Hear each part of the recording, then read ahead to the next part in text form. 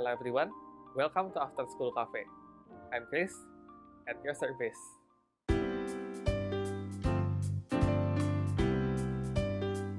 Sebagai seorang manusia biasa, kita pasti pernah merasa rendah diri. Merasa diri tidak berharga, merasa diri tidak cukup pantas, atau tidak cukup baik bagi orang lain.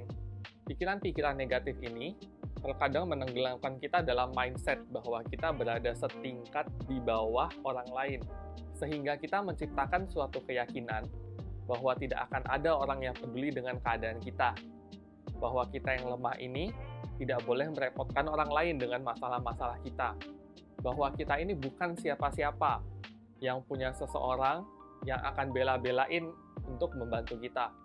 Kemudian kita membangun suatu dinding di sekeliling kita yang nggak hanya menutup diri kita untuk menerima bantuan dari luar, tapi kita sendiri juga nggak bisa keluar untuk mencari bantuan itu. Nah, hari ini aku punya beberapa pengalaman yang waktu itu bisa menyelamatkan diriku dari jurang ini, dan aku ingin membagikannya ke teman-teman. Cerita yang pertama ini terjadi saat aku SMA. Jadi, mata pelajaran kelemahanku adalah matematika. Dan hingga sekarang pun itu juga masih menjadi sebuah momok buat aku. Jadi waktu itu ceritanya, setelah ujian kenaikan kelas dari kelas 11 ke kelas 12. Setelah ujian kan biasanya hasil ujian diumumkan tuh, ditempel di papan pengumuman gitu. Dan keluar hasilnya kalau nilai matematikaku nggak cukup untuk naik ke kelas 12. Beruntungnya waktu itu masih ada ujian remedial, jadi aku masih dikasih kesempatan sekali lagi untuk ujian. Tapi kan aku udah panik dong kalau misalnya aku sampai gagal lagi, itu aku bisa nggak naik kelas. Nah, tapi waktu itu ada beberapa teman yang nyamperin aku nggak terlalu ingat siapa aja, ceritanya udah sekitar 10 tahun yang lalu ya ini. Tapi yang pasti aku ingat ada 2 orang, satu namanya Angel, satu namanya Yuda. Mereka ini nawarin untuk belajar bareng. Nah, Angel sama Yuda ini, mereka sebenarnya udah lulus, udah naik kelas. Mereka seharusnya udah bisa bebas, liburan. Tapi mereka milih buat bantuin aku. Mak, Yud, lekon delok video ini, makasih banget ya. Berkat kalian aku bisa naik ke kelas 12. Cerita yang kedua terjadi saat aku masih koas. Itu merupakan salah satu tahapan pendidikan kedokteran ya, di mana kita praktek di rumah sakit. Waktu itu aku sempat kena masalah dalam koas ini, dan aku menuliskan pengalamanku itu di blogku. Oh iya, buat teman-teman yang nggak tahu, aku juga kadang-kadang nulis di blog, kayak diary kecil gitu ya, nanti linknya aku taruh di description box di bawah. Nah, jadi setelah aku terkena masalah dan menuliskannya di blogku tadi itu, besoknya, di jam istirahat, aku ketemu sama temanku dari kelompok lain. Biasalah, kadang-kadang jam makan siang kita ngumpul-ngumpul gitu ya. Nah, terus tiba-tiba dia ngomong kayak, Yang kemarin lu tulis di blog beneran tuh? Yang sabar ya? gitu. Jadi ternyata dia baca blogku, dan nggak cuma dia aja yang ngomong hal yang sama. Seharian itu kayaknya mungkin ada 3-4 orang mungkin ada kali yang ngomong.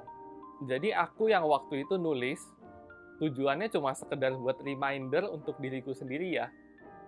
Ternyata teman-teman aku juga banyak yang baca gitu, dan mereka peduli dengan keadaanku.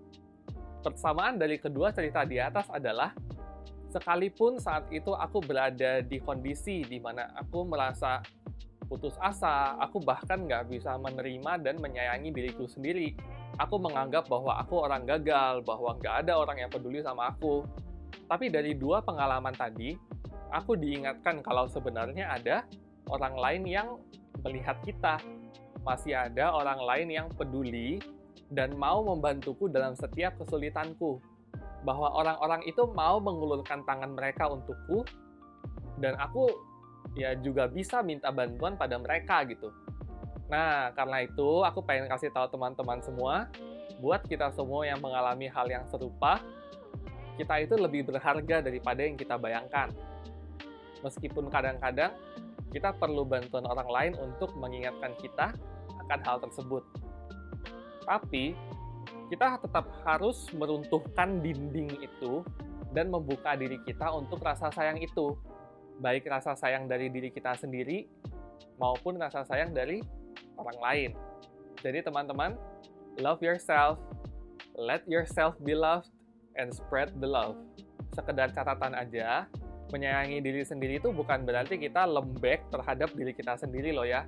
Kita terlalu cepat puas dengan apa yang kita punya dan nggak mau berusaha untuk menjadi lebih baik lagi dengan alasan, oh inilah aku apa adanya gitu. Enggak. Jangan diartikan seperti itu ya teman-teman. Tapi aku rasa sih kita semua udah cukup ngerti lah ya. Aku nggak bakal bahas tentang itu deh di video ini. Sekian dulu untuk video hari ini. Mudah-mudahan pengalamanku bisa jadi motivasi untuk kita semua. Kalau teman-teman suka dengan konten seperti ini, boleh tolong like, subscribe, dan nyalakan loncengnya supaya teman-teman ternotifikasi kalau ada video baru. As always, stay bright and positive.